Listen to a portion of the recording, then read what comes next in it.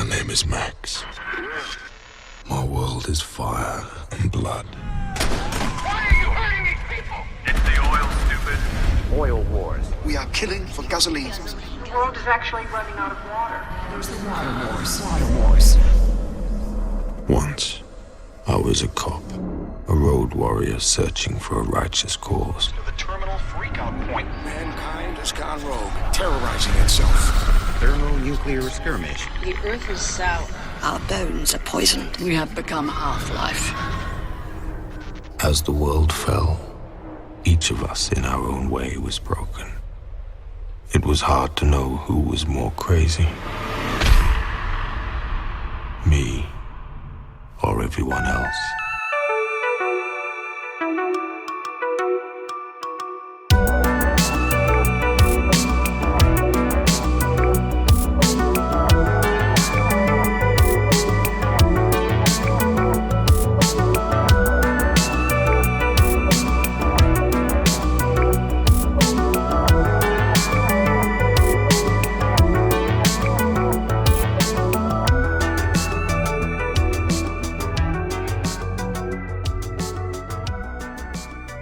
We have a guest on today. Yeah, this is great. Why don't you introduce yourself to the audience again?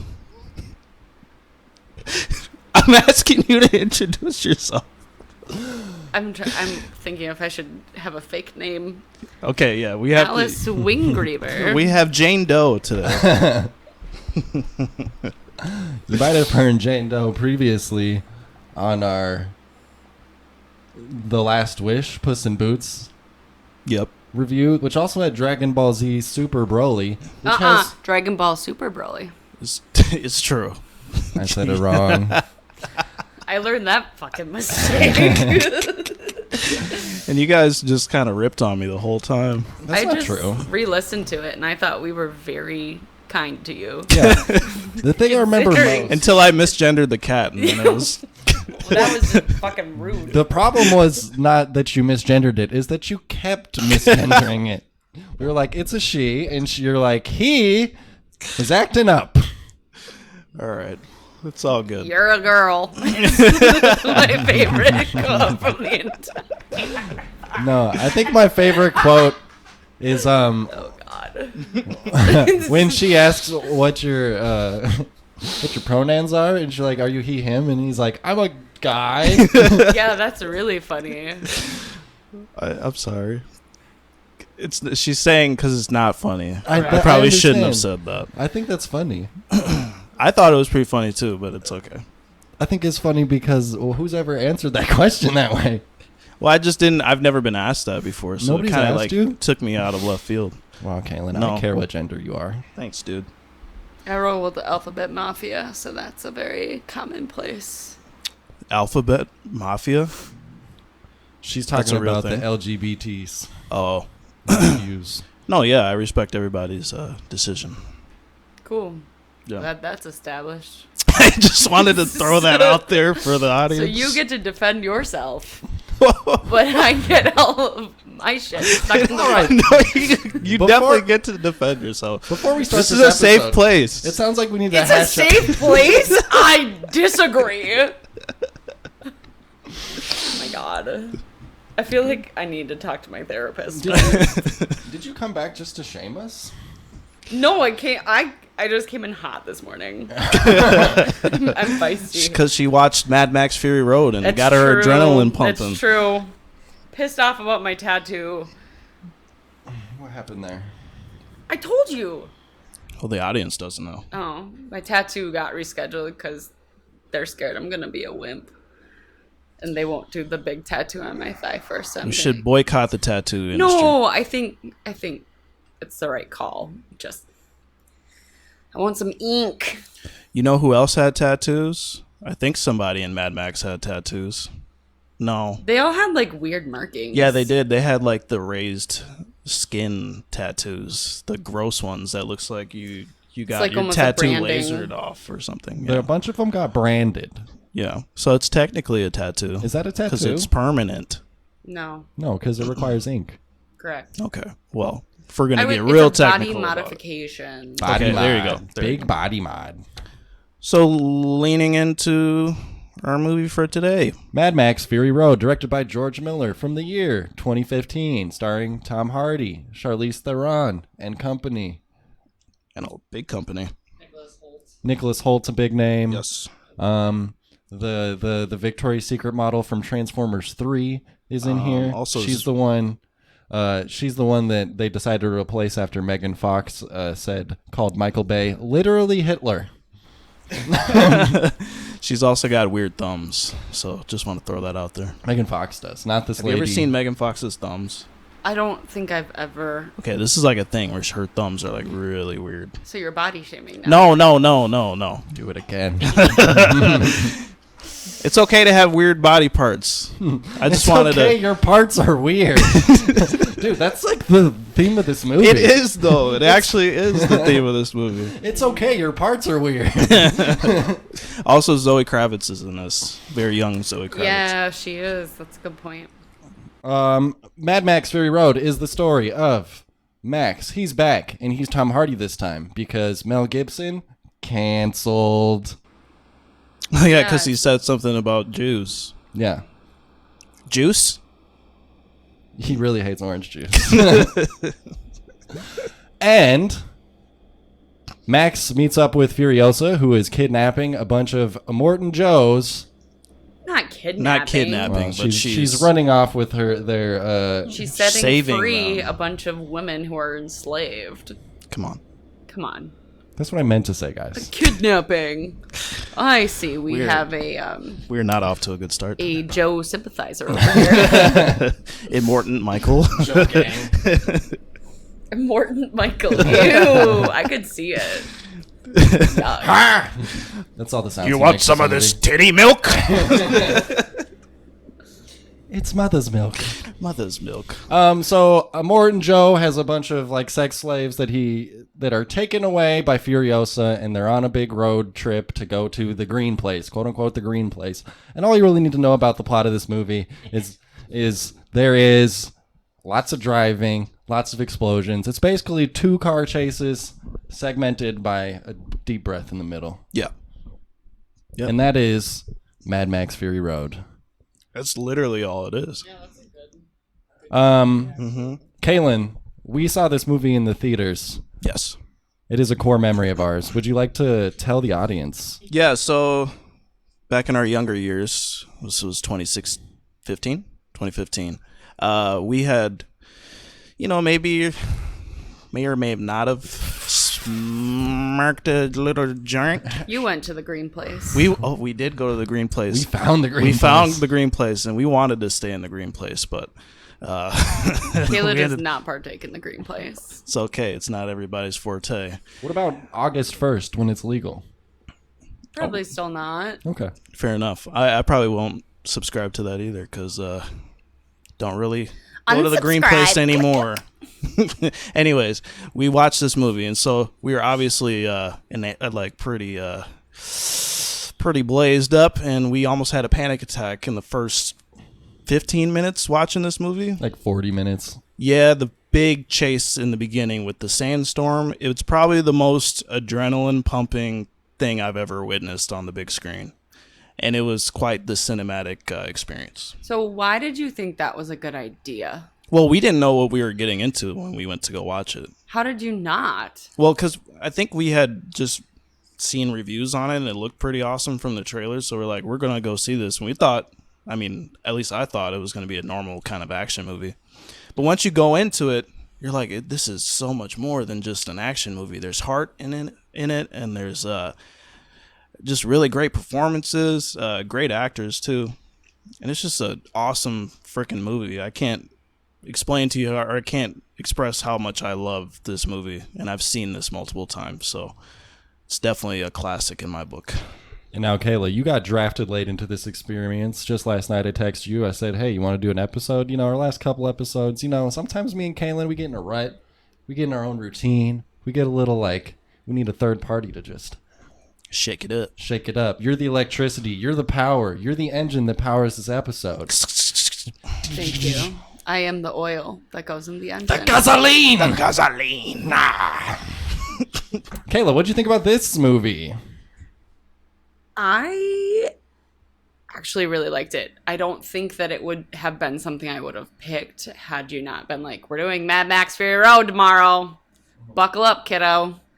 I heard great things about it. I guess I knew that it was really well received, but I mean, I'm not like a car person at all. So I was like, it's gonna be a big old NASCAR race with fighting. I was like, not really, but I think that, I mean, I also really like anything dystopian, so that was cool. Hell yeah.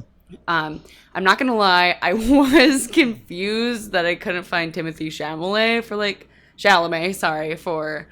Did you think this was Dune? I got the two crossed over in my mind. I was like, those two are definitely similar. There's a lot of sand. Okay, there's a lot of fucking sand. You didn't get a Timothy Chalamet, but you did get a Nicholas Hoult. Is that a fair trade? Actually, I really do like Nicholas Hoult. I think he's a better actor as well. I agree. Really? Yes. There's something I don't love about Timothy. This is a total tangent, but Timothy Chalamet's like acting. Chalamet. Chalamet. Shamalama. This M. guy. Night Chalamet. I just don't think he's like a great screen presence. I get like with the ladies and just in general, like he's an attractive young man with a cool face, but he's kind of like our Ryan Gosling. No, yes. I see it. Babyface Ryan Gosling. Time out. What films have you watched though from him? He's in Dune. He's in what's the Apocalypse Bones one? movie? So you haven't watched like Little Women or Call Me by Your Name? I saw him in Lady Bird. Lady Bird. I saw him in Dune, and I saw him in the movie with Leo DiCaprio and Jennifer Lawrence, and I was like, he's annoying in this. So you haven't watched the like female gaze? Like that's what he's good at. Like the Call Me by Your Name, incredible. No. Little Women, incredible. Little Women from when? Like the remake with Florence Pugh. I didn't even know that came out or that was a thing. Oh my gosh. I've literally only seen him in Dune. No. Don't Look Up, and I was gonna watch that newer one that he's in where he like eats people. Bones and All. Yeah. The cannibal movie. Oh, I haven't even heard of that. My point is, you're not watching him in the right like genre. I think. I don't know. He just always has the same face and everything. He's just one note where it's kind of like I'm brooding and I'm sexy. You know? Yeah, he's got that like chin, kind of like chin down. I talk to my chest. Yeah, he's got to like highlight his jawline all the time. Thanks so much for asking me to be on here. I must exit now. Isn't that Chalamet stands? Wait, let's try that again. Chalamet stands. You said M. Night Shyamalan stands. Shamalama ding dong. Anyways, he's not in this movie. Guys, this is bad. Timothy Chalamet is not in this movie. Okay. Someone hit me. Make the brain cells rattle. No. Do you have something to say? Okay, we're talking about Nux, right? Nux's character. Yeah, sure. Okay, yeah, he's great. That's Nicholas Hoult. I love him. Yeah, Nicholas Hoult. Again, star-studded cast. Charlize Theron she's awesome, and she's Furiosa is fucking awesome. This movie is just metal as hell, and that's like the only way I can really explain it. It's like surface level, it's pretty one note where it's like this is your typical like action thing, but when you really dig into it, it's like look at the colors, look at the freaking like designs of the cars and the costumes people have on. It's like it's such a epic cinematic thing. It's really cool. So if we're doing like a George Miller, who's the director, if we're doing like a George Miller pick your fighter, like strengths, like when you're in like Street Fighter or whatever, and maybe it's not Street Fighter, but a video game where you see like their attributes, yeah, like George Miller for this movie. Choose your character. Right. So story, he's like 5 out of 10. This is a very basic story. Yes, it's basically our harem of like pretty ladies it's a MacGuffin. They are property of Immortan Joe, quote unquote. But he came up with this in 1987. Yeah. So yeah, does he get brownie points for that? I mean, I think so because he was always pretty radical with his ideas. Even with the original Mad Max films. I've only seen the first Mad Max and The Road Warrior. I have not seen Beyond Thunderdome. But those stylistically were very like different types of films where it wasn't like your cliche action hero that does one-liners and stuff like that. Mad Max was very like more so a vessel into this overarching universe that you kind of just see through him to get to all these other characters. Do you get what I'm saying? No. So what I was gonna say is story. Sorry. You lost me at Vessel. Well, do you mind if I explain this just for a little bit? So Cut Michael off. Mad Max is like, he's like your folklore character. So Okay. basically these movies are structured as stories that are being told by the peoples in this universe. And Mad Max might not even be a real person in this universe. Sure. But he's okay. just like this idea of hope, basically, for these people. And so the Tom Hardy version of Mad Max might not be the same guy as the Mel Gibson character in the original films. But they share the same name, but it's being from the perspective of people telling a story about a man who helped people. Sure, because it's different clans, different Right. villages, and they're like, oh, And this none is of these what we stories are perceive like him to be. none of these stories kind of like there's no like specific timeline for these events and these stories and stuff. It's like if Star Wars Episode 5 had Luke Skywalker wake up on a desert planet again and like be again and like save a different group of people. It's like a different group of rebellion. You know, it's like the same character returns, but it's always in a different context with different. It's like the man with no name. It's like Clint Eastwood, the Mandalorian, like that type of character. It's interesting. So when you look at it from that perspective, these stories are so much more like engaging, I think, because there's not this overarching narrative of like we need to fit all this in like Marvel movies kind of thing. Yeah, I just find that interesting. They're not protective of their lore. They can kind of just like the next movie just be like, and now this is the way things are, Right. And they don't have to like continue Because in the original Mad Max, there was a lot of green and like, I mean, it was society was more so on the brink of collapse than actual collapse, and in this is like full post-apocalyptic, like post-nuclear war kind of thing. Everybody's got cancer and shit. So, yeah. So that actually explains things that I was wondering, because I was like, he doesn't really seem to have a he has a purpose, like the movie's named after him, but Right. why is he sticking with this band of people? Like, why? But I guess that would make sense if it's Yeah. like, oh, this is just this like figure in our minds of someone who kind of appears as a little bit of a nomad, Right. but comes at a time of like great desperation and will help out. That's exactly what it is. And that makes sense why he just leaves at the end too, because I was like, what? Where are you going? Because he's the road warrior, and he's just this, again, nomadic character where he's just, once he's done, he does his thing, he just leaves. Right. And then- Citadel. Yeah, Check. The water's flowing. Right. Gonna dip. He did his thing, and he really only cares about his car. Like, that's another theme of, like, these Mad Max movies, where it's, like, it's also him finding his humanity at the end of the day, where it's, like, that scene where, I know we're kind of jumping all over the place, and maybe I should save this for later, but keep going. Michael's having the an scene aneurysm. where He's like, he- this is gonna be so hard to edit. the scene where he's helping Furiosa, or, like, Furiosa's, like, on the brink of death, and he goes to her, and he helps her out, and he does the thing, and he's like, my name is Max. That's my name. And it's almost like he remembers who he is. My name is Max.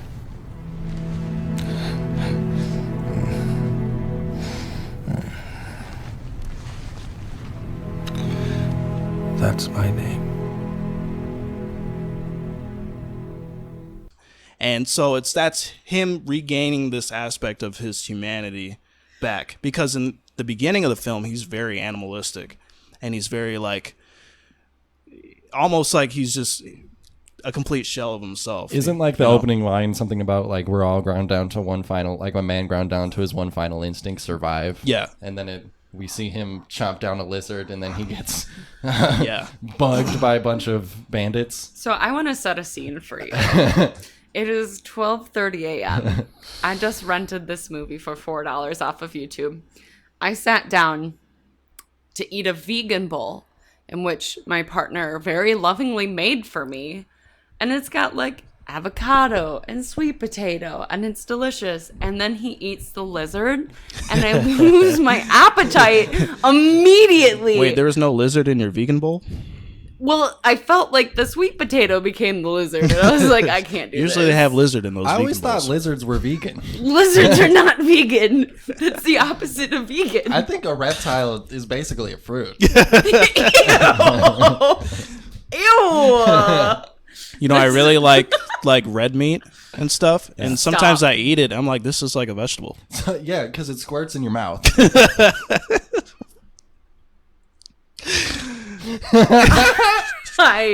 I'm shaking my head. For those who cannot see, I'm shaking my head. I'm not even vegan. Okay. So I'm gonna get this back on the rails. I have a question that I was considering before we get into our segments. On the scale of apocalypses in apocalypse movies, how tough of an apocalypse is this to live in? I would say it's pretty up there. I definitely wouldn't want to live in this universe. You know? A 10. I took a shower and I just sat down in the water afterwards. I felt so dirty. I felt like dry and dirty. It was disgusting. Well, on top of that, it's like there's no water. There's no. You have to eat maggots and freaking lizards. You know, and there's crazy. Everybody's a psychopath. Everybody's and trying deformed. to murder you.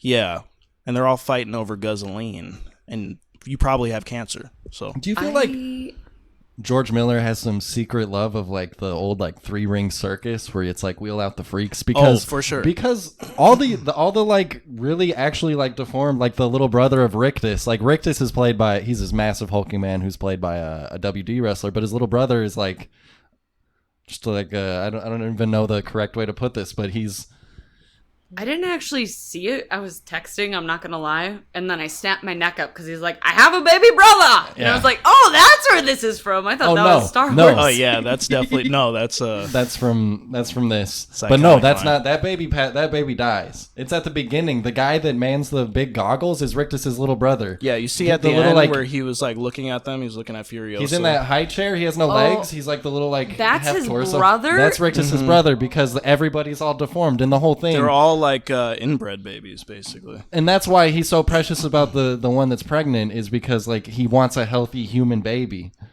Yeah. And like Rictus is huge and he's the closest, but he's dumb. He's dumb as shit. Yeah, he's pretty. So Joel was bozo. trying to have like a good heir, like a rightful heir for his whole thing.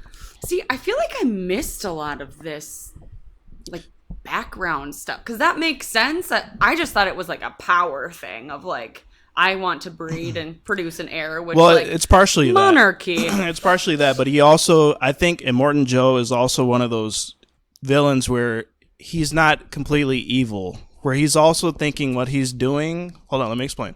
He thinks what he's doing is trying to rebuild humanity, and by creating this kingdom, and that's why he like. I mean, there's a line in the movie where it's like, do not, my friends, get addicted to water. You know, you'll resent its absence. And so it's like he's trying to rebuild a society in a way that, like, obviously is more tangible to himself. But he's also, like, trying to limit resources. And, I mean, you see at the top of the Citadel, there's all this greenery and stuff. He's obviously trying to create something in this wasteland. So that's how I saw it. But he's also an evil dude, obviously. But I saw it as, and let me check my notes. This is a good reminder that white men are evil. Like, I think he was just like in real life, the white men are scary. Big, sickly leaders, really fucking scary. But can we appreciate how awesome of a character he is? Like his He's whole scary. look and He's like scary. the bass in his voice. Every time he says something, I get chills and stuff. Like he's pretty cool. Anyways, let's get back on on the Fury Road here. Okay. Shall we move along to the performance test? Yes. It was the performance of a lifetime. The performance test is where we talk about our favorite performances, actors, characters, and moments. I think this is where we can kind of set the scene of what is our... This is a weird movie, I think, for our format, because the performance test doesn't quite fit. Because it's not a movie with a lot of dialogue and a lot of like actorly scenes. It is a movie of action. Not just an action movie, it is a movie about action.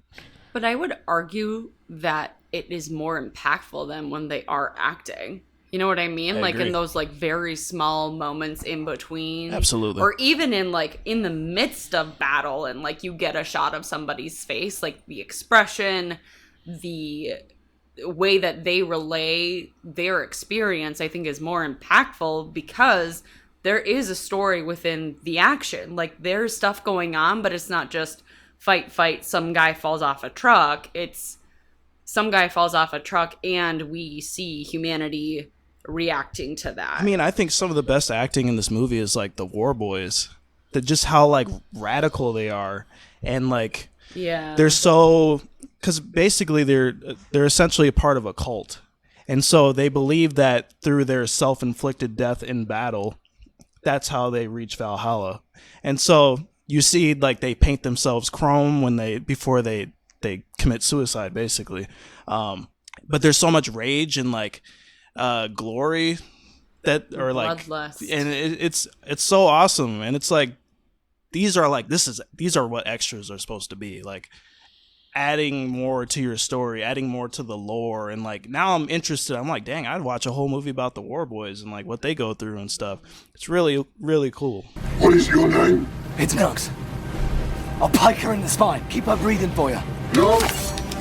Put a bullet in her skull. Stop the raid. Return my treasures to me.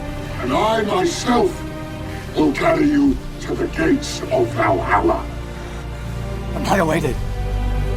You will ride eternal, shiny and chrome. Success!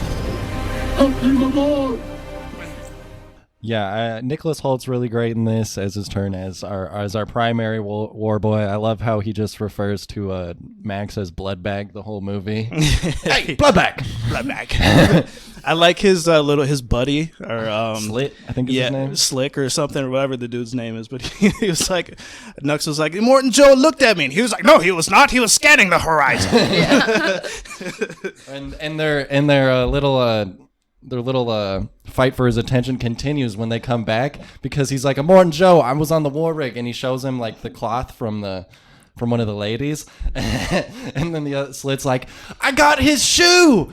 I got the blood bag shoe. Joe doesn't give a fuck. And he gets left in the dust. Yeah, all the extras in this are just absolutely incredible. There's just so much soul to like this world, and I just love it. And I just want to see more, and that's why I just can't wait for there to be more movies. I think it's really intoxicating just how crazy everyone is. Yes. Yeah. It really wraps you into the... Yeah. It's just like not even all the small characters, everyone, even like the smaller like war bosses. It's like there's a Morton Joe, and then we get some other people from the Bullet Farm, and there's like leaders that are there, and all of them are just insane to the nth degree. And there's all these tiny details, and the one that I picked up this time is the guy with the little like silver on his nose. Yeah, he also has his nipples cut out, and he's always rubbing himself. Yeah, it looks like. Oh, you guys haven't watched Mean Girls. I've seen Mean Girls. Okay. I literally thought of the cutout. Mother? No, the cutout. Oh, the scene. cutout shirts. Yeah. I was like, this is literally Mean Girls. Mean Girls Fury Road. I'd watch that. I agree or disagree. I feel like Nicholas Hoult actually, and not just because I love him as a human, but like, I think his acting is the most... I think he kind of had the hardest performance because his personality changes. Like everyone had kind of A to Z, straight line type of, I want this and this is my path and this is my choice and my goal to orient themselves. And he kind of went back and forth. Like first he was bad and then he was neutrally / bad and then went back to bad. Then was good. Like he had a lot of kind of whiplash with just his emotional what is that? Morality. Morality.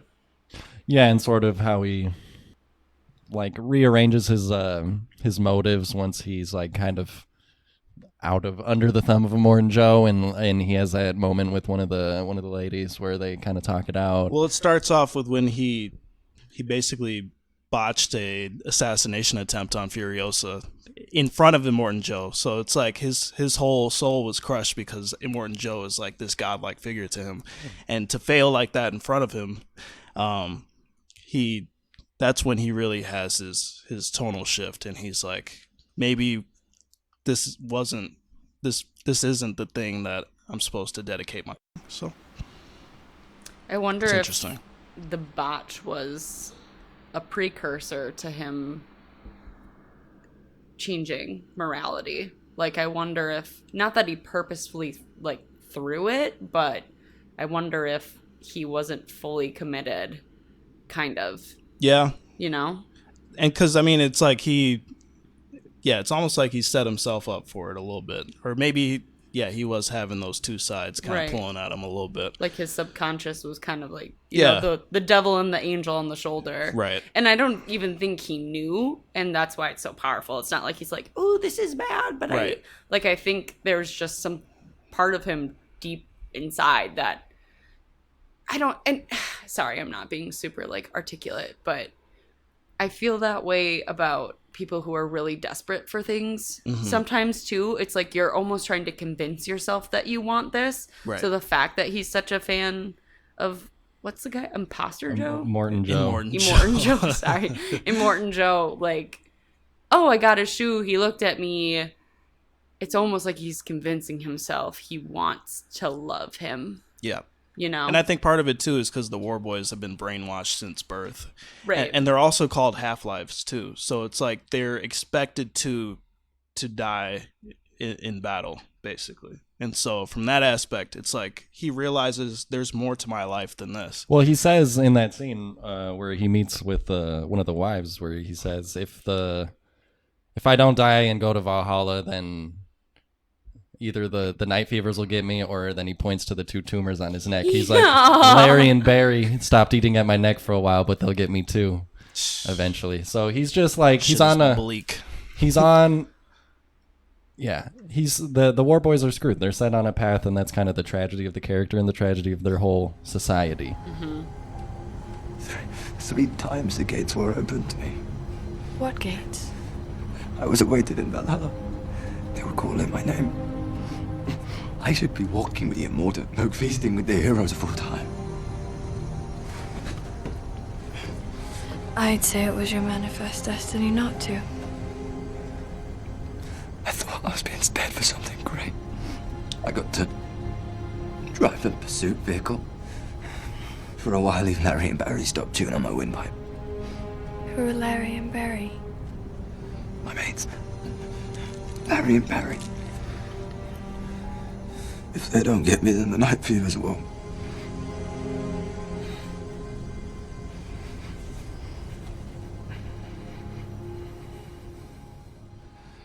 So can I actually talk about his sacrifice? Because I think that was the most impactful moment. And I cheated. I looked at Wikipedia because I was like kind of having a hard time following the story. Probably because it was, 1 a.m. and this isn't my typical jam. So Sure. I was on Wikipedia just like reading the plot and trying to get some more of just like the backstory and where they were trying to go. Because it also packs a lot in the beginning. And I was just busy with my vegan bowl, grossed out by the lizard. I didn't catch that they're trying to go to the green place. So anyways, went on Wikipedia trying to figure stuff out. And then I read, obviously, that Nux, like, sacrifices himself. And even knowing that it was going to happen, it was so impactful that I didn't cry. And that's meaningful because I'm a very fast crier, but it was almost so, like, gut-wrenching. Like, I felt my stomach drop because, and I thought about this in said shower last night, I think a lot of times sacrifices... Are you listening? Yeah, I'm listening. Okay. You're both just like zoned out. I'm hearing you. Freaked me out. I'm just trying to No, focus. I'm following. I never just like talk to myself this often. Okay, sorry. Anyways, so sacrifices. I think that a lot of times sacrifices are done in like a martyrdom way of like, I pre-plan, I'm going to lie to you. And that's kind of what I thought Nux was doing or was going to do of like, I'm going to tell you I'm going to jump on this other truck with you, but I'm actually gonna tip the truck over. But I don't think that happened. I think he actually wanted to, but when he realized that his circumstances were screwed, he made peace with his death and made a decision. And I was trying to think. I literally cannot tell you, like, I sat in the shower last night being like, what does this remind me of? Like, this impactful, like, acknowledging and accepting of death and trying to, like, do something with it. Hear me out. It reminds me of the violin players on the Titanic. Yeah. And I have, like, full body goosebumps because it's like, we didn't plan this. It's not like, to compare it, it's almost like the captain of the ship, he already said, if the Titanic goes down, I'm going down too. With it. It's not really as impactful because it's that predetermined, I'm okay with this. Yes. It's the, I didn't really want to be here, or maybe I thought I did, but I'm seeing that death is coming anyways, and I'm going to make a choice. And I'm going to face it. And that's in the way sickening. I want to face it. It like, even talking about it now, like, my stomach hurts. And like, the fact that I didn't cry, I think speaks a lot because I'm like a very easy crier, and it was just almost so like gripping that I was like, I feel like I can't fully take a whole breath. Like, and I mean, I think that's from a lot of the emotional aspects of this movie. I think that's how it really feels. Like, I mean, there's so much adrenaline pumping the entire time. I was shaking. And so, like, I just think that these emotional moments, they just pay off so well, where it's like you're so invested because the entire movie, you're like seeing these people on the brink of death the entire time. Yeah. And so when it finally does happen to a character that we really care about, it's like, that's the emotional payoff. And that's what makes these types of movies and just like well-made movies so special. It's like, because it taps into a human emotion. You know what I mean? It's incredible. And I think the cherry on top is we've already seen him do the whole witness me ordeal like 2 other times already. So when we know he's going to go through with it, and we know that it's for like a great cause. When he looks up and he just goes, "Witness me," you're like, no. Yeah. Well, and I think too, he trades off glory and like wanting to impress and wanting to go to Valhalla to like, I'm going to try to help these people get away. Like, I'm going to try to better like it becomes less again about the martyrdom. It becomes less about this is actually for me and for me proving myself and for me being glorious and powerful, to this is me shaping death that's inevitable, that I didn't ask for, into something that is going to better something. Like, and that's the part that like, it makes me sick. Like, even just talking about it, like my stomach hurts. Yeah. For sure. It's very powerful. We talked a lot about Nicholas Hoult. Can we talk a little about... No, more Nicholas! I want more Nicholas! About Charlize Theron? Yes. She's kind of the star of this movie. It's called Mad Max Fury Road. Should be called Furiosa. It's called Furiosa Road. Okay, that's one of my alternative titles. You stole it. Oh, we were doing alternative titles today? We've kind of fallen off the alternative titles, but I wrote down one because I figured you'd come up with one. Mad Furiosa Max Road. Nice. Mine just says, "Man grunts his way through life." It's true. I have way more. That's I have actually so just, many. That's actually just Tom Hardy's life. I think he just goes around like, You can never understand anything he's saying in any movie. This was a run for Tom. Screw Charlize Theron. Tom Hardy was on a run around this time. You're not going to understand me in any movies. I'm going to be Bane. I'm going to be Mad Max. I'm going to be in Dunkirk. I'm going to have a mask over my face the whole time. For the first half of Mad Max, he has that face thing or whatever that thing is. The face vice grip or whatever. I don't know what the hell it is. It's like a muzzle on him so he doesn't bite. Yeah. It's an effective raging feral. prop. Like, every time I see that on a villain, I feel sick. It's pretty awesome It looking. is. It's scary. I think there's something about taking away a lot of someone's face that like adds mystery and adds this, like, you can't see. I mean, I also think that's why the Joker is effective, right? Like, you can't fully see the person for who they are. Right. And it's not just like, ooh, I'm a Scooby-Doo monster in a mask. Like, Right. I'm going to skirt around, and it's like, I'm here, you can see me, but you still don't know 100%. You still don't see me. Yeah, it's like, ugh, I don't like it. And you know, Blah. our main guy gets his comeuppance when we Gets rip his his what? get his comeuppance when we rip his mask off. And his face And you comes see out. that see So that sick. he's just a disgusting old man, and there's nothing immortal about this man at all. Very mortal. Anyways, Charlize Theron, she's awesome.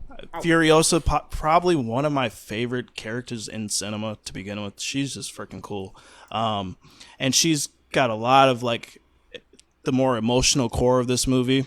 Her whole thing is she wants to save the wives, but at the same time she also wants to get back home to this green place that she was stolen from. And then she gets to the green place. Full spoilers, by the way. Sorry, we've been spoiling this movie. But when she gets to this quote unquote green place, she realizes that it's not green anymore. Basically, it's a big blue. And it's a disgusting marsh wasteland. And her whole reason for going home isn't there anymore, and so now she's got to find another thing to fight for, which is going back to the Citadel and making something out of that place. So she's a big emotional part of this movie. All the wives are really good in this too. And Zoe Kravitz has a lot more lines than most of the wives, I think, and she's great. I thought they were going to be annoying when I first watched this movie. Yeah.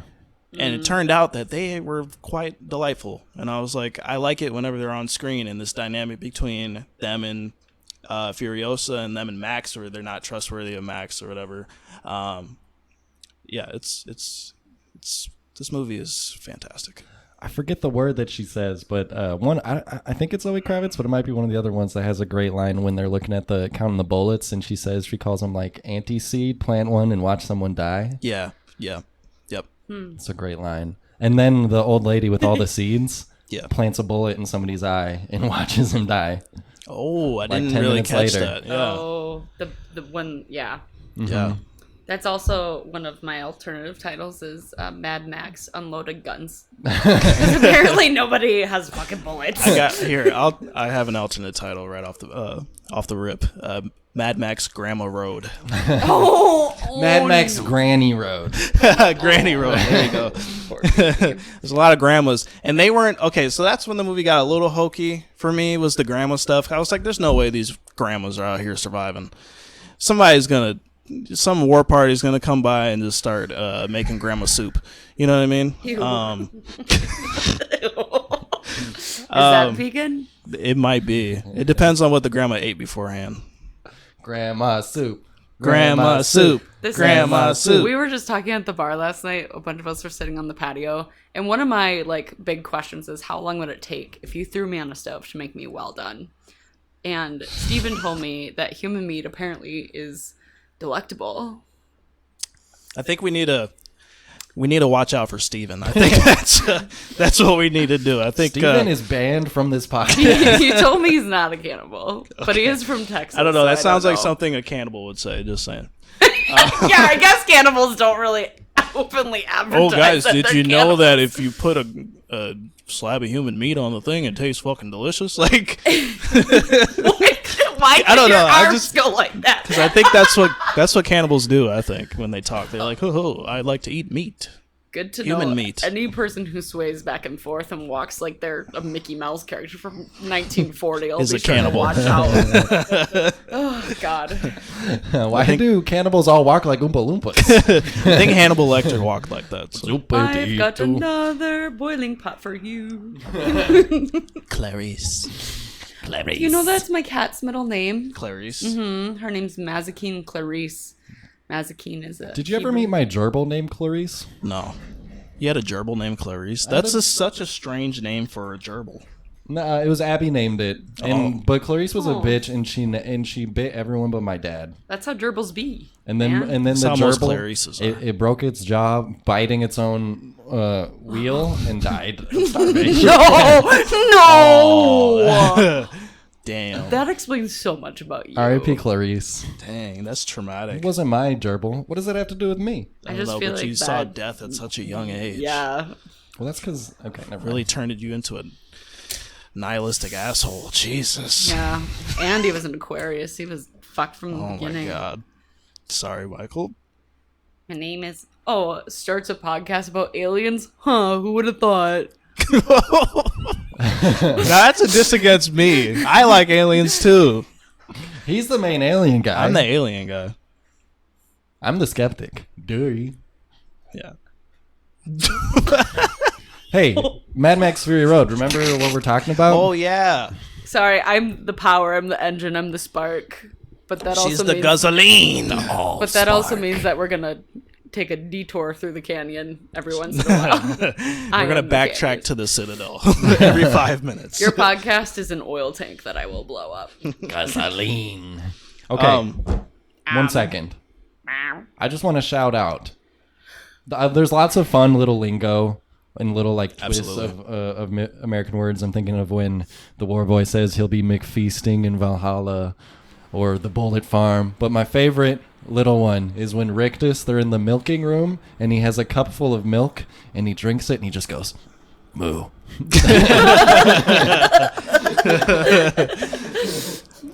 Some of the grandmas in this movie really have thick Australian accents, and one of the grandmas was talking about some war boy or somebody they clapped back in the day, and she was like, "So I was got him in my sights and snapped right in the medulla," or something like shit like that. And I just love that accent, and it just reminded me of Steve Irwin, and then I cried. Oh, Kevin. Moment of Crocky, mate. There's a crook. Danger, mate. That's what he used to say. Look at this beauty. Oh, that was Toad. Would you like to try that again? So bad. No, I'm really bad at Australian. I can do Oi, mate. Oi, mate. Oi, mate. Yeah, mate. A yeah. croc. We're going to Sydney, mate. Yeah. Brisbane. Go find Nemo and Dory. Oh yeah. All I have to do is it will always turn to a British accent for me. Well, I mean, can't it keep technically is like British, but it's just a little bit more It's like British, but oi. trailer trash. Fish are friends, not food. Fish or friends. Friends. They say friends like friends. Friends. Fish. I think or I'm too friends. Wisconsinite. I feel it all come out. They're my actually nose. they're also kind of like Canadians Friends. because they like to add E to the end of people's names. E? It'd be like Marky, Marky Gordy. boy.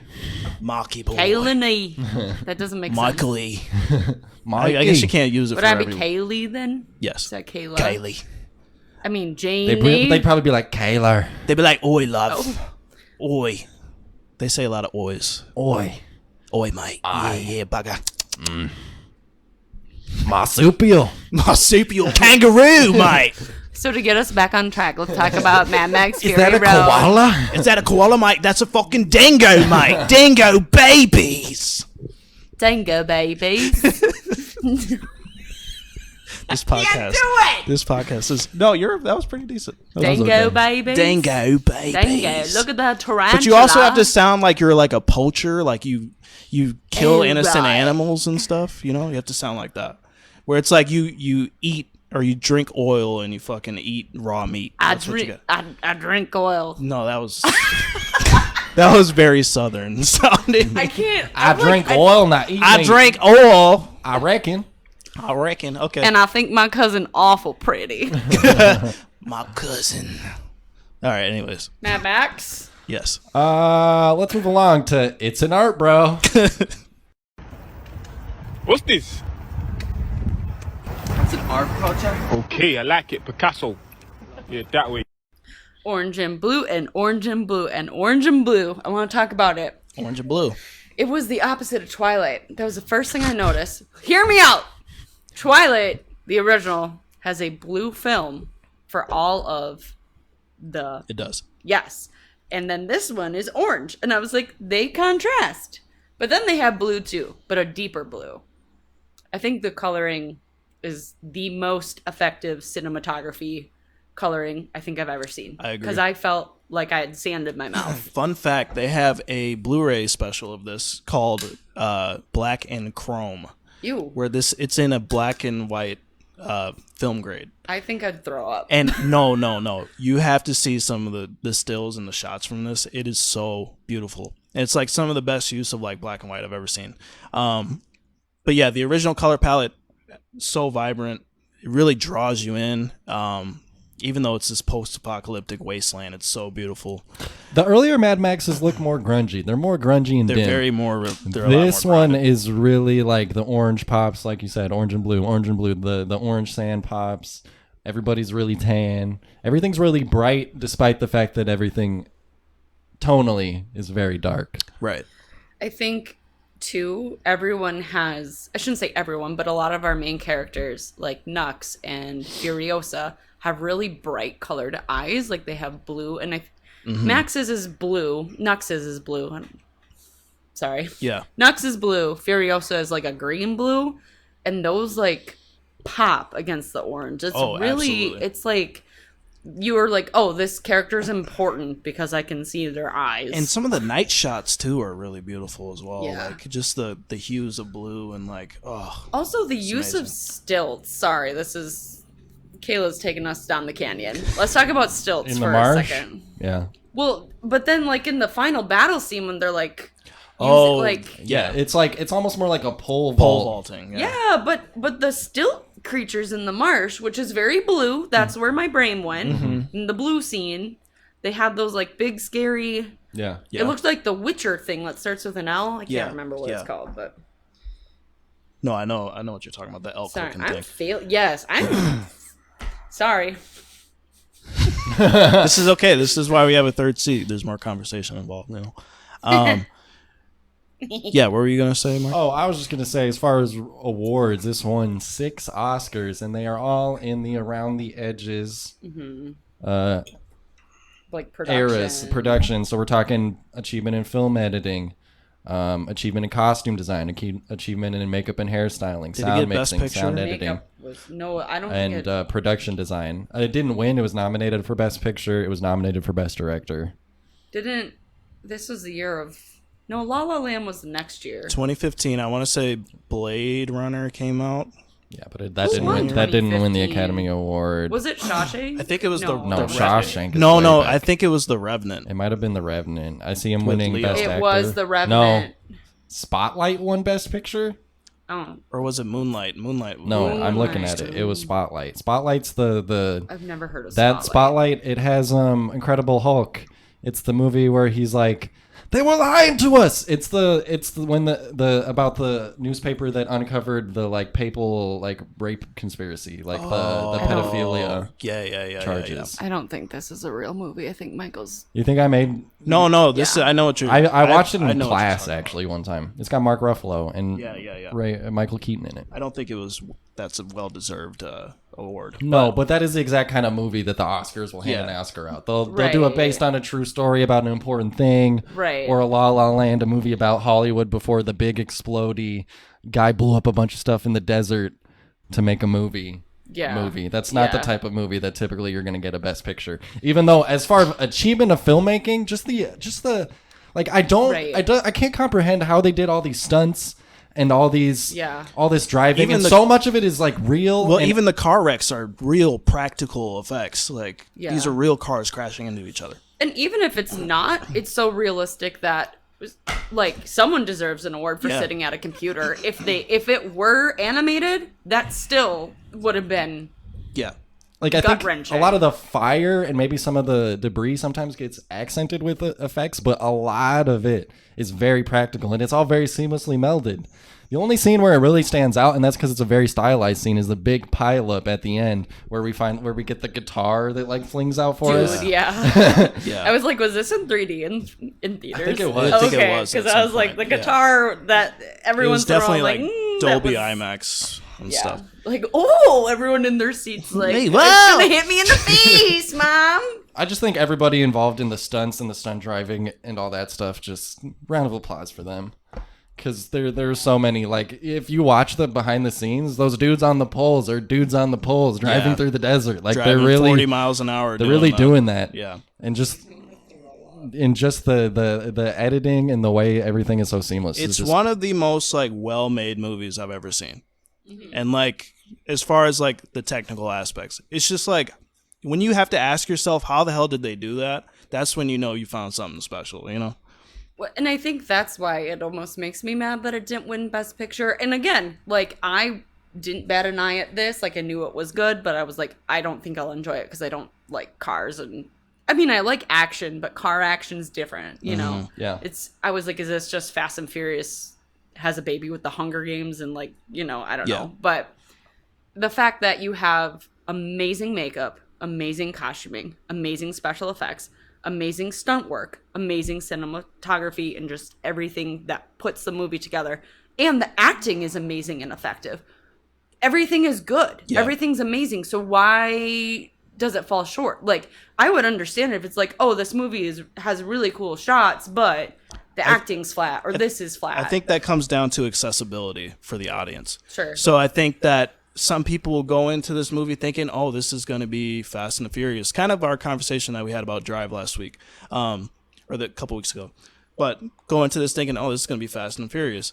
Oh, this is going to be a post-apocalyptic zombie kind of thing. You know, people, or they're thinking, they go in and they're like, this is too sure. You know, people have their reasons for why they like and dislike movies. And so from a normal audience standpoint, watching this, like somebody going in with no expectations, there's either two ways they can come out. Either they thought it was shit or they loved it. You know what I mean? I don't know. That's how I see it. Yeah. So and maybe I think that is a movie issue in general, right? Like, would I watch this movie again? I would need some space in between. I couldn't go home and watch it this week because it makes me sick. Really? Like, I could watch this movie every day. I think it's so beautiful. I felt like I couldn't take a whole breath though. Yeah. Like the entire time. That's I think what one time we were like in the theater. That's why we thought we were gonna die 40 minutes. Yeah, honestly, I literally almost had a panic attack in the first 20 minutes because it was so much adrenaline pumping. Like, yes, just the bass of everything, like the boom boom, or like the score where it's like dun dun dun. You feel that shit in your chest. I'm like, God damn. Like, and I think that what are they called? Like the guitar player. What's his name? Oh, they don't have. He has a name. He has a name. I'll like look it up. Kind of stupid too. It's like Doof. I swear it's They're Doof. all stupid. They're names. all stupid right, names. but yeah. like, so I was like, what is the point of this? And I looked, because then I was like, I wonder if this is supposed to be like how people would play drums. Well, yeah, like he's the equivalent to like war drummers. Which yeah. is, because at first I'm like, this is just gimmicky, but no, this is like this post-apocalyptic, like Scottish bagpipe guy. The you know? Doof Warrior. The Doof Warrior. Yeah. They, first of all, scary, but like when they would get close, I felt again like I can't breathe because it was almost like one, the adrenaline, but two, like that meant that the other people were near, you know? Yeah. It was almost like the precursor of like, we're coming. Yeah. Like it was like, we're always on your back, almost like we're right behind you. You we're can on just hear that amp in the background, like. I'm not even kidding. Like my stomach hurts. Like this movie really, I think it was too much adrenaline for me. I was like shaking after. I was like, oh my god. Well, again, I think that goes back to like the accessibility factor of like why this probably didn't win all the awards is because some people just probably couldn't take this. Your grandma couldn't watch this. That's why they watch. You know? It's lots of grandmas and grandpas down at the Motion Picture Academy. Yeah. Which Lots is funny of because George elderly. Miller is a grandpa now. So it's Yeah, like, maybe. I mean, he just shows how much of a visionary he is. I mean, But even having that like sickening feeling, and I loved the movie, don't get me wrong. I think I can still be like, this made me feel this way and therefore it's excellent. You know what I mean? I can appreciate like this evoked. So I think anytime you have adrenaline pumping, like that someone can, let's just take a step back and think about like the little things in life, right? The fact that someone orchestrated something that can be projected to your screen and your computer, your TV, and your biology changes because of it. Yeah. That's masterful. That's Absolutely. like freaky if you think about it. Yeah. Like he's like, I want people to have cortisol pumping through their veins. Yeah. And this is what, like, that gives me goosebumps. It's sickening. Yeah, I mean, you hit it right on the nose. I mean, and that's the beauty of cinema. And I feel like this movie, when me and you went to go watch this, like, I had kind of fallen off the wagon with movies at that time in my life because I was focused on different things. That kind of re-sparked my love for cinema. And I was like, this is like the first time when I watched Jurassic Park, you know, like how much that movie resonated with me. And really, like, I mean, the scene with the T-Rex coming out is just pure adrenaline too. Like that feeling of like, this is something special. And like, this is what a human experience is. Like, that's what movies are. They're like, there are stories, you know, this is the only not the only thing in the universe that can kind of do that for us, but it's like that one thing that we all resonate with and are able to take emotional bits out of and have this experience. Like that's what's so incredible about film. And so when I see something like Mad Max, like it's just so masterful, and I love every second of it. Like, and I think that's what makes it really special too, is it's not just like anyone can do a jump scare. Anyone can just do like this small, and I love horror, so I'm not crapping on jump scares here, but like it is a constant like pulsing of adrenaline. It's not like, oh, here's scary moments or action pack. It's constant. Even when we're at rest, we're like, and it's not even like we're at rest, but there's danger on the horizon. It's just like there's so much emotion that it's just sitting there in the air. Like the air is always full for me in this movie. I never feel totally at peace watching it, even if I'm like, they're far away from. But it's not oppressive either. And I think that's what's cool about it too, because you do have these emotional moments, and you have these moments where you can literally like, oh, I can breathe again. Yeah. Like the moments anytime, or like the moment where they meet up with the grandmas and they're like, that's when you can finally like, oh my God, like see, and I couldn't. Really? Like that was like, even talking about it, I feel like I have to like, and my diaphragm's moving out. I don't know. It makes my teeth chatter almost. Yeah. I guess I'm just a wimp.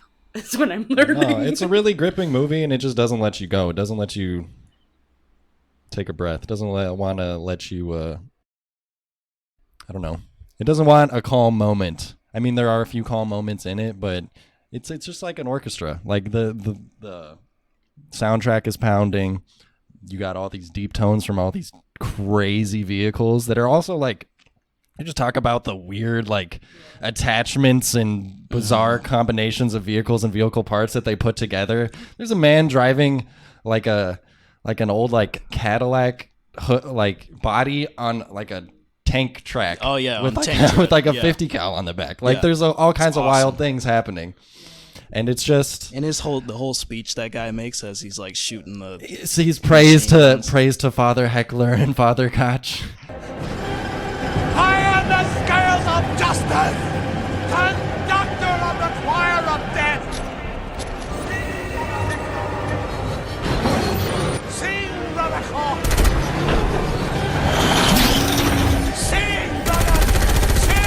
Sing. All the wild details. It's a movie that builds a world, much like the Grand Budapest Hotel. It builds a world very quickly and then just says, and we're off. Yeah. We're going. Yeah. It doesn't take time to just sit down and explain things to you, which so many movies want to do. There is that little bit of exposition in the beginning where they're kind of like, my name is Max and this and that. But I mean, I think that's like, you have to have some type of intro to this world, especially like people who are just so foreign to it. You have to have that. And then another thing I wanted to point out, but something about the vocal tones they used in this movie, whatever they didn't post, to kind of amplify the voices in this. Oh my God. Like you can feel when people talk. And like when people are screaming and yelling stuff out. Anytime Immortan Joe talks, I mean, I had pretty decent speakers at home. And so watching this, I had this pumping. And like when Immortan Joe speaks, I think he was like, where is she taking them? Like I felt that in my body, and I had like goosebumps on my arms and stuff. Oh my God, man. Where are they? They are not your property. Miss Kitty! You cannot own a human being. Sooner or later, someone pushes back. Where is she taking them? She didn't take them. They begged her to go. Where is she taking them? A long way from you. I had a moment where I was like, this is almost an unattainable action film, but it works because who would fight that hard? Like, you would be so dry. Like, I felt thirsty. I felt dusty. I felt dirty. Like, that sounds stupid, but just their use of sand and how it would just kind of whip them in the face every once in a while, but also... Or there was literally a scene where it's like they kind of use the sand as an advantage too, where so the war rig caught fire, the engine caught fire, and so they put like the guard down. They hit a lever and the guard goes down and it punctures the sand, and the sand puffs up and bellows the smoke or whatever, or suffocates the smoke or the fire. Yeah, and it was so interesting because it was like this is I don't know. It's like these little things set up this world. Like these people live here. They know what to do. Yep. They know this environment. They know like advantages and disadvantages. So like just little details like that really add so much more. So. It makes the sand neutral almost, which is weird because like if you don't have water, like a dry desert is going to be your worst nightmare. But again, it's their land. But they adapted to it. Yeah. Which again, like that type of world building is really powerful, I think. I agree. Topical reference. There's the same joke in this movie as the beginning of Indiana Jones and the Kingdom of the Crystal Skull, where we look at a sand pile that we think, is that a mountain? Oh my gosh, and then it's a person! I had that written down! It's a man. And Max comes out of it, and in the start of Crystal Skull, a CGI fucking prairie dog comes out of it. Oh, really? Yeah. I didn't catch that. Shall we move along? Yep. So let the hate flow through you. Good. Use your aggressive feelings, boy. Let the hate flow through you. I think it kind of got annoying when they had to go back to the Citadel. I almost felt like it wasn't annoying, but it was kind of like, oh, they gotta go back, you know? Like, you know, it's I don't know. That part, it's not annoying, but it's just if I'm gonna pull a gripe out anywhere, it's a little cliche. The way through is to go back. Yeah. We've pulled that trick in action movies a few times before. That's so funny. I completely disagree with you both. Okay. I think it's so powerful to be like, we're not going to continue to run, like we're going to turn and face. But I'm also not a huge action person, so maybe that's why. Well, I just felt like because you spent so much time in the movie trying to get to this place, and then it's like, damn, now they got to go all the way back again. Like, I don't know. It was if I'm gonna pull a gripe out of the hat, that's like my only real nitpick, and it's not even a big one. So, I totally get what you're saying, but really and truly, I don't actually have any gripes listed. I have one. Yeah. And that is, and it's kind of funny. I think you're gonna disagree with me, Kaylin. This is my call. I'm placing my bets that you're gonna disagree with me on this. I think that when Furiosa has that moment in the sand where she like drops to her knees and like screams, everyone's like, that's so powerful. Like on Reddit, I actually disagree because my understanding was she knew that there was a chance that the Green Land might not be there anymore. So everyone's like, oh, it's this moment where she's by herself and she lets herself be vulnerable and this thing is no longer attainable. But I almost felt like it was forced. Like, it kind of looked like it was made for a trailer shot. Yeah. You get what I'm saying? Where it was like they made it for like to kind of draw the eye because it is a beautiful scene. But yeah, sorry, I didn't cut you off. No, you're fine. Okay.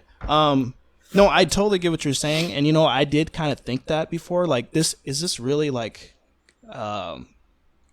what's the word? Is this really like fitting? Fitting. Yeah, it kind of seemed like they just kind of threw that scene in. Again, I think they did it for a trailer shot, honestly, because that scene is in the trailer for it.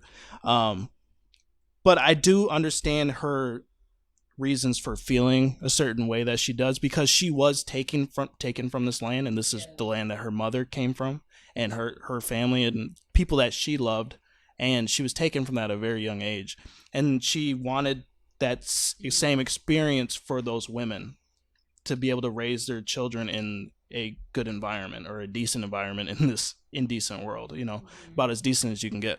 So by getting them there and then realizing, damn, we actually passed this place on the way to these grandmas and we didn't even realize, you know? And so it's like, from that aspect, I understand the emotional turmoil that she could possibly be going through. But I do agree with you where it seemed a little out of place. Yeah, I think personally that shot was specifically for the trailer. It feels gimmicky to me. Like, no! Yeah. I think it would have been more powerful and more congruent to Furiosa's character if she would have just, like, walked and, like, picked up sand and let it, like, fall through her fingers and then turned around. Or I think maybe it'd be more fitting for her to kind of rage out a little bit. Maybe, like, breaking some shit. You know, like, more in her character because she's a violent person. But she's also she's very stoic too, so maybe the sand kind of falling through her hand, that kind of thing would make more sense. But I truly don't know, and I don't know how it would look, right? Because it doesn't exist. But to me, it almost felt like we're gonna give her humanity, but I think she had humanity in other ways. Like I didn't like that. I didn't feel like she needed that for us to care about her or think that she wanted the best for people. It was almost like, hey, we want to make it obvious. Right. She had humanity from the beginning. I mean, she's trying to get these women out of the hands of this awful tyrant. You know what I mean? Right. And like, so she already had that humanity to begin with. So we automatically resonated with her, you know, and we didn't necessarily need that scene. And so I totally get what you're saying. Or even if she would have like went back in the truck and just like sat in silence and like gripped the wheel and just like sat there, like I think it would have been powerful for like, what is she going to do? And then she does nothing. Like I think if she would have had self-control, and I sound like a bad feminist here, like she lost her marbles, like that's not it. I don't think it matches her character to be like, oh no, like I think she has more self-restraint than that, and it felt like they were just trying to add something. And definitely a trailer shot. It's beautiful, and so many people on Reddit were talking about this very specific scene, being like, I love this scene, and I'm like, I full-heartedly disagree. So that's my one gripe with this. I think it's justified if you consider like, so the idea is she was either taken from her home at some point in her past, and she's built her way up to be like, she's one of Immortan Joe's head honchos. Like she's one of his prime helpers, generals, whatever. Like stands right along with those weirdos with the tank treads on there.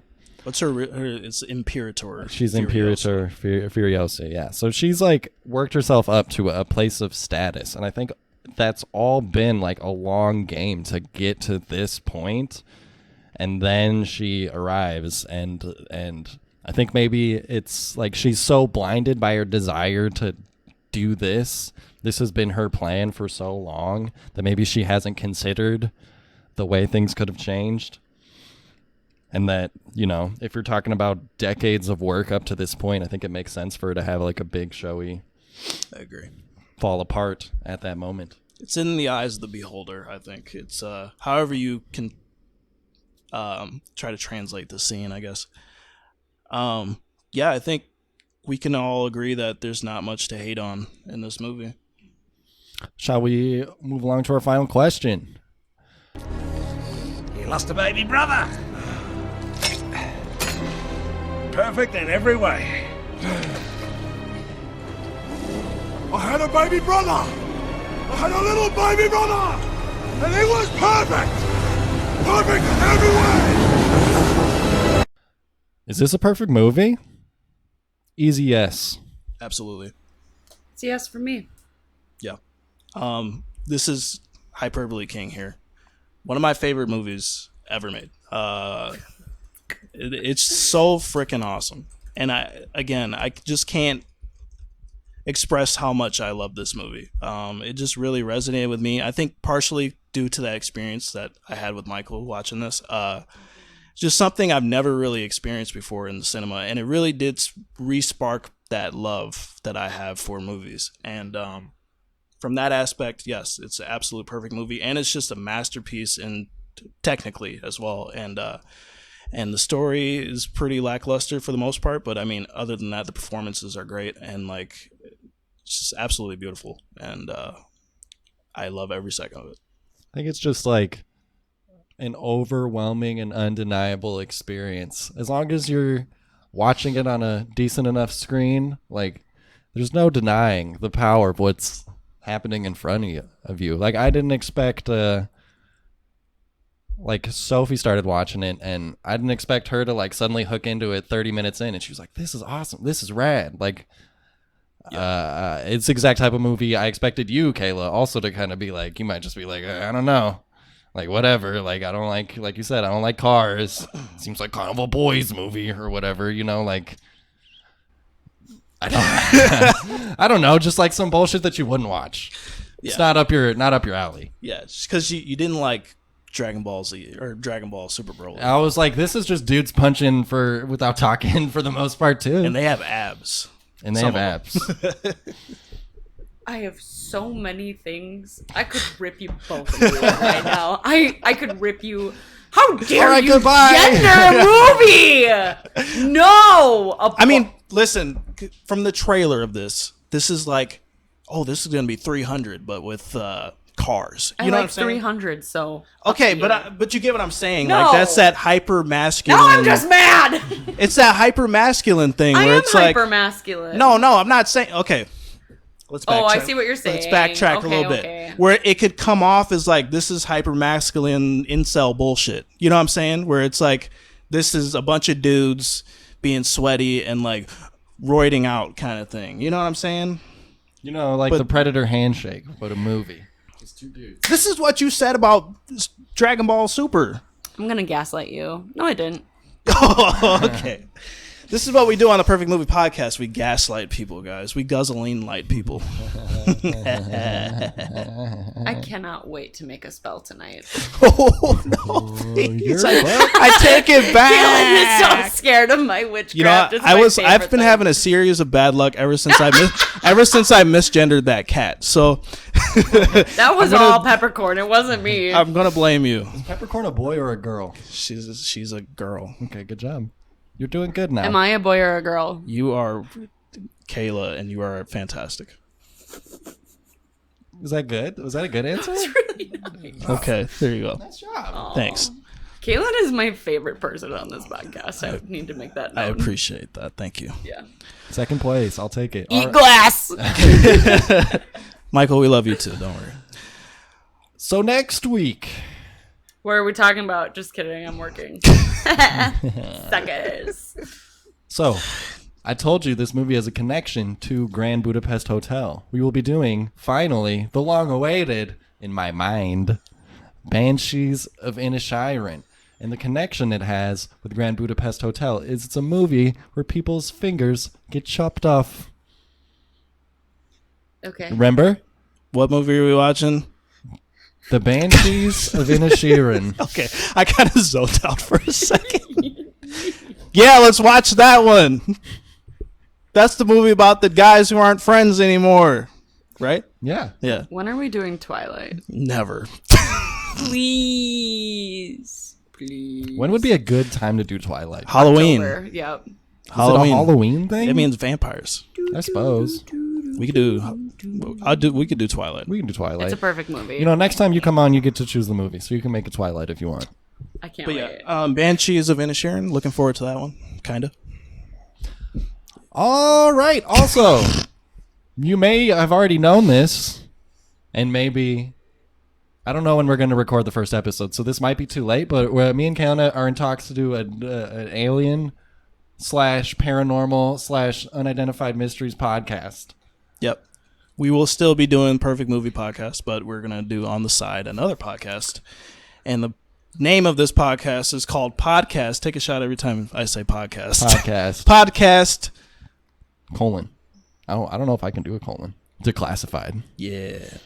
So look forward to that one. Two very original podcast ideas: movie reviews Listen. and unsolved mysteries. Oh, hey, I'm sorry. Am I supposed to come up with a new genre? Hey, of listen. podcast? This shit is hot right now. This is what people want to The hear. aliens are fucking here, Kayla. Yeah. Come on, you're the witch dwarf lady. You should be able to. Dwarven elf orc. You should I'm be able not to. an elf. Dwarven orc. Did you say she's an elk or an elf? Or dork. Okay. Dork. Anyways, you should be able to resonate with this topic. Absolutely. Well. Being an alien yourself. Oh my god! I had a point for Mad Max. I completely forgot. You want to just drop it? I'm going to. It actually has to do with witchcraft. So the type so here's the thing. I am oh my god, I'm blinking. I am clairsentient. I am gifted through some metaphysical ways, and that's kind of why I call myself a witch, is because I practice like divination practices, because I can feel certain messages through the universe. And the more I've looked into it, the more I'm like, oh, there's actually a very, because you can like kind of pick your pick your fighter in a way, but also like pick your religion. And so there's something called the Norse Volva, Volva, and it is seers that descend from Freya. And that is kind of where I have started taking my practice. Freya is a Norse mythology goddess. Yep. Who has a chariot pulled by black and gray cats. So that is who I am as a person. Right. And so Freya's kind of like, not that I believe that she's even real, but it's just more like this is where I align and this is what I feel like. But anyways, the Volva are like these seers, these like woman forward, very matriarchal type of system. And the grandmas from the Greenland are called the, oh my God, where is it? Volvina, I think. Vuvalina. I have so many notes. Help. Oh, here we go. Yeah, Vuvaloni. That's what it is. That sounds like something you put on a sandwich. Vuvaloni. God damn it. Is that vegan? No, to highlight what you're talking about, there is a lot of Norse mythology stuff in Mad Max. Well, you know the book, like the Pussy Papers or whatever the hell it's called? No. The Vagina Monologues. The author of that was on set of the Mad Max Fury Road. Virginia Woolf? Yeah. Oh. She was a consultant. Can I tell you guys sometimes like about the messages from the universe that I get? I would love nothing more. Can this be a segue into your new podcast? Sure. So sometimes my stomach hurts. Does that mean you're hungry? No, listen. Fuck off. Sometimes my stomach hurts, and I'm like thinking to myself, is this the universe trying to tell me that I need to take a shit? Oh. You know, I get those messages sometimes. Really? It means I got poop in my butt. Oh, okay. So I'm not alone in this. No. Great. It's a mystical thing that binds us all. It's like the Force. Force the poop out of your butt. I'm going to pull some tarot cards tonight and see if I should come back on this podcast. This thing about Kayla, like she'll threaten you with fucking spells I and know. shit. She threatens you with black magic. I'm very frightened actually though. So I'm gonna lay off. Why is it black magic for him? Oh wow! Why can't it be white magic? Why do you think you haven't been hexed? Are you name one good reason? Are you hex shaming right now? It's a hex with it. So speaking of Michael's, the craft store, that's where I buy my jars and my candles. Oh, so to seal the that's jars. Also a message from the universe. And then I bury them in my backyard. Oh shit. So, do you want to keep talking about your poop? No, I don't. No? I take it back. I'm sorry. Oh, you look like a little bitch right now. I'm not going to lie. Okay. I'm going to write your name 3 times diagonally. No, please. Burn the paper, put it in a jar, and seal it with poop? Nope, a candle. Okay. That'd be tight. I was going to say a black candle because that's the type of magic, but then you guys were going to take it a different way. So then I shut my mouth. Why the candles gotta be black? Explain. No, okay. Okay, so Mad Max Fury Road has been inducted into the perfect movie list. A list that includes Star Wars Episode 5. Ever seen it? No. Django Unchained. Ever seen it? One of my top 5 movies. Napoleon Dynamite. Ever seen it? I hate that movie more than anything. Lord of the Rings trilogy. Have you seen them? What do you think? Yes. Scott Pilgrim versus the World. Have you seen it? Yes. Great. I don't want to read them all. You know, you would like Scream. the movie The Witch.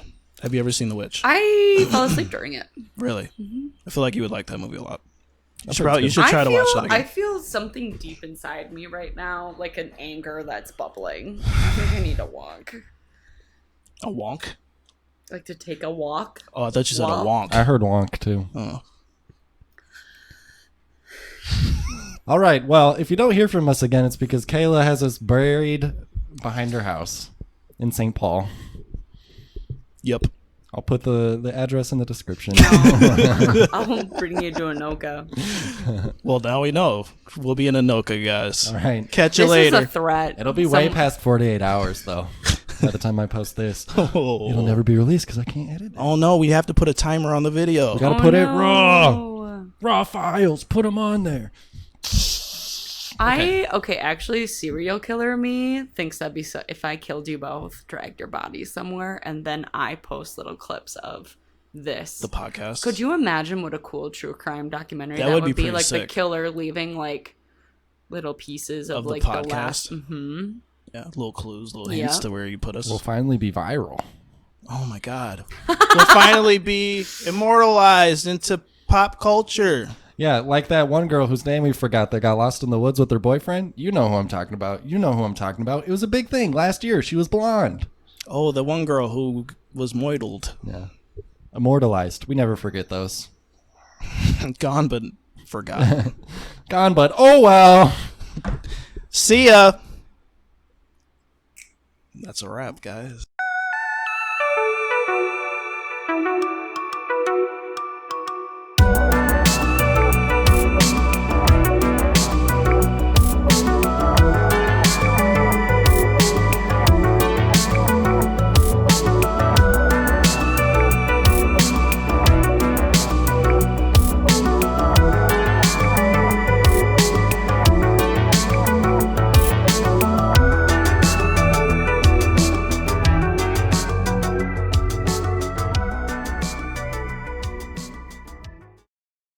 And now for something completely different.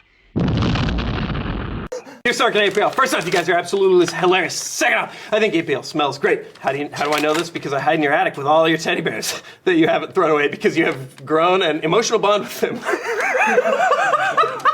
Anyways, I can smell your sweet, sweet nectar seeping through the attic floor when I spend my time up there.